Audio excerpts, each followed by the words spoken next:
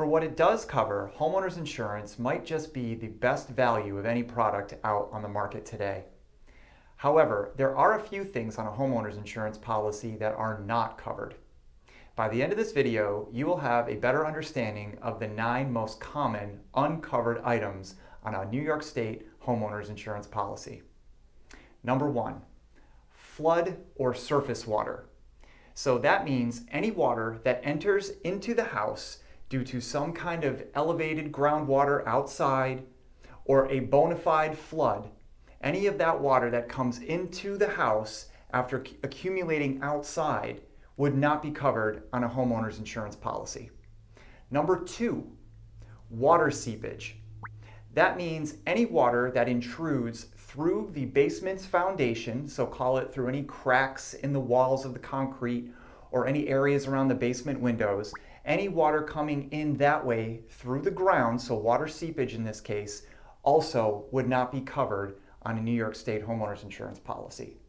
Next, number 3, foundational deterioration. So that would be all of the concrete block of the basement, let's say, or any other part of the foundation itself to the house. Any kind of deterioration, bowing, buckling, cracking, anything like that, none of that would be covered on a home policy. Number 4, this is a big one in New York State, but anything for sump pump failure or water backup on a standard policy is not going to have any coverage. So if your sump pump, which should be having water flow away from the home, suddenly stops, reverses direction, and all of that water flows back up in through the sump pump and back into the basement, there would not be any coverage for that on the home policy. This would also include any sewage backup, which can get pretty nasty if you have to clean that stuff up on your own. So just be aware that on a standard policy, there would not be any coverage for that. Number 5, insects, rodents, vermin, birds, anything like that would also not be covered. So if you've ever seen how quickly a carpenter bee can do damage to some wood on your porch or get up into the soffits and do some serious damage into some of the lumber up there, none of that would be covered. Any damage done by mice or other rodents in the house that could seriously chew on some wiring, things of that nature, none of that would be covered either. So rodents, insects, vermin, those sort of things are all going to be excluded.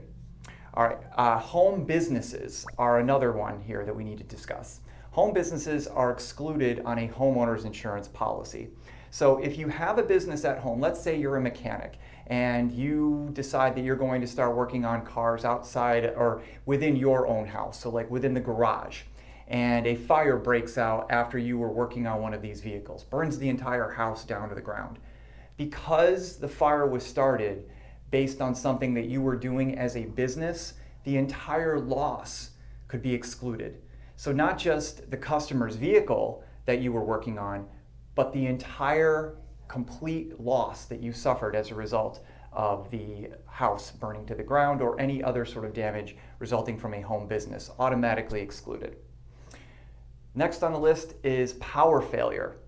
So if the power goes out and as a result of the power going out, you have a number of items in your refrigerators, freezers, and all of those things spoil or go bad, there wouldn't be any coverage for that. But more importantly, when the power comes back on, a lot of times there is a power surge as a result of that. Anything that is damaged as a result of the power surge would also be excluded.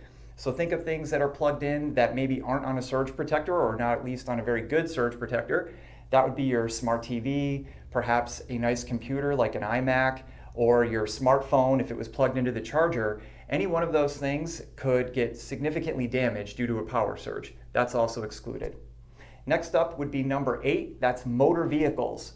So if you have a car stored at your house, like let's say it's an old Corvette that you've been working on and off for the last number of months or years or whatever, and there happens to be a fire. Regardless of whether or not the vehicle is registered, there is no coverage on the home policy for any damage done to motor vehicles, registered or not.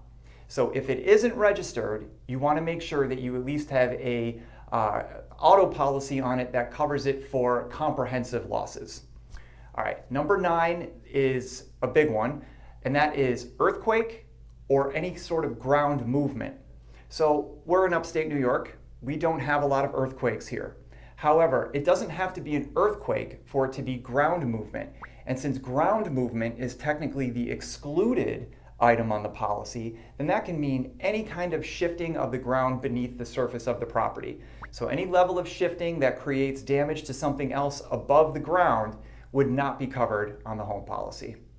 It's important to point out that a lot of these coverages can be added back on to the policy for an additional fee. You'll want to speak to your agent about that to see how it works and what the cost would be. Okay, so now you know what is covered on a New York home policy and what isn't. Next, watch the video to find out who is covered and who is not covered on a standard home policy.